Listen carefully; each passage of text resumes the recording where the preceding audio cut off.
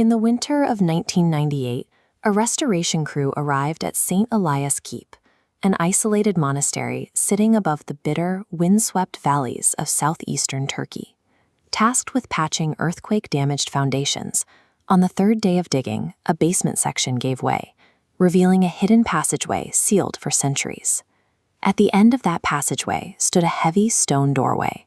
The surface was covered in iron symbols matching no known archaeological records. Most notably, an incomplete cross surrounded by a pattern of interlocking circles. Beneath those symbols, the workers found a chilling instruction scratched into the stone in faded Greek. The sleeping witness must remain unseen. Unlike a traditional tomb designed for reverence or a shrine meant for pilgrims, the architecture here was purely functional. The iron seals and lack of religious iconography suggested a purpose-built vault, designed to ensure whatever was inside remained hidden. The discovery was immediately flagged by church officials, who dispatched a small, Vatican-approved research team to the site. They were given a strict mandate: document every finding in total secrecy and avoid any media attention until the chamber's origin could be verified.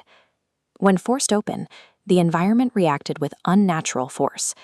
Despite warm surrounding tunnels, freezing air rushed outward, pushing dust backward against their flashlight beams. As the team moved inside, they realized the corridor descended far deeper than the monastery's historical blueprints suggested was possible. They were moving into a subterranean space that technically shouldn't have existed. Along the walls, they found rows of ancient human figures carved into the stone, but every single face had been systematically removed, not by the passage of time, but by deliberate, heavy strikes from a chisel. The carvings stopped abruptly halfway through the tunnel, as if the workers had suddenly dropped their tools in a moment of panic. Between the defaced statues and the unfinished scripture, the passage felt less like a monument and more like a work site abandoned in terror.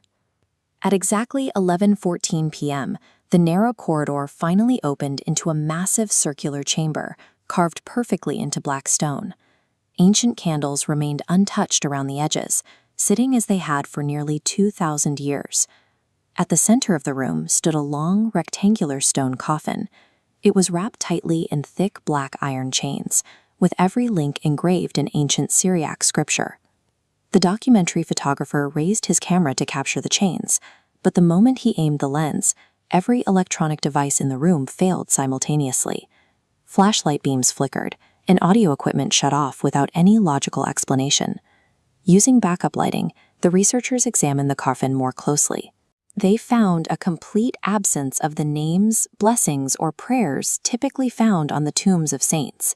Instead, the surrounding walls were covered in the same warning, repeated across centuries in Greek, Latin, Aramaic, and Hebrew.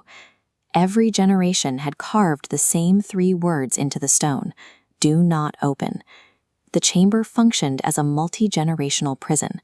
For 1,700 years, successive eras of monks had returned a manuscript hidden beneath loose rock. The pages were perfectly preserved, written not as a religious text, but as a direct confession by the monks who first built this chamber. The document described a stranger discovered wandering the roads near Jerusalem shortly after the crucifixion of Jesus. He bore physical injuries consistent with Roman torture, including deep wounds across his back and heavy scarring through both wrists. The monks recorded that the man spoke about the events of the resurrection not as a believer, but as an eyewitness. He recounted private conversations and hidden prayers that no outsider could have possibly known. As the years turned into decades, the stranger's appearance never changed. He simply stopped aging. But those in his presence were consumed by terrifying nightmares, visions of cities in flames, and shadow-like figures standing motionless near empty tombs.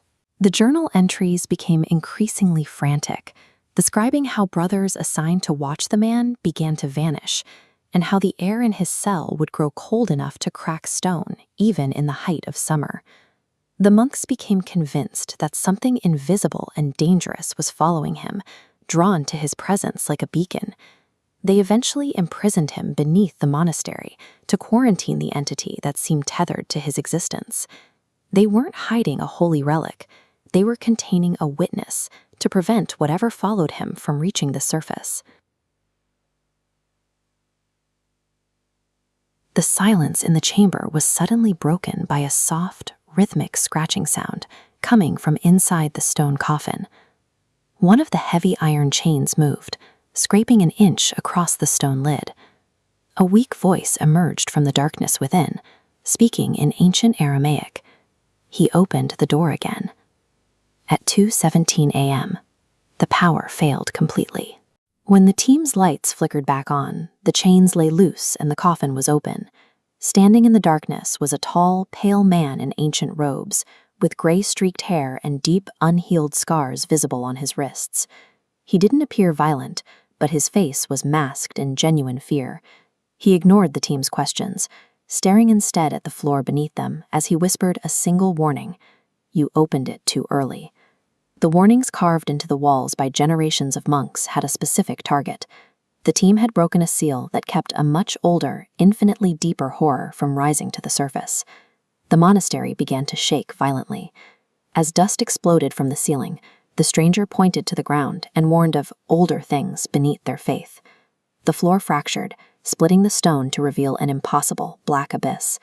In that darkness stood dozens of tall, motionless figures, watching the surface while whispering in overlapping ancient voices.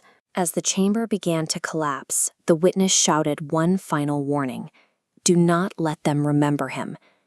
Rescue teams arrived 18 hours later to find the monastery largely destroyed and the underground entrance gone. All records were seized by church officials, and only one corrupted video frame was recovered, showing the pale man in the darkness, with hundreds of silent silhouettes watching from the void behind him. Shortly before his own unexplained disappearance, the team's linguist mailed a final piece of evidence, a photograph from 1912. It showed the same unaged man standing near a church in Jerusalem, staring directly into the camera. The seal has been removed, the witness is walking again, and the entities are awake, waiting for the second silence.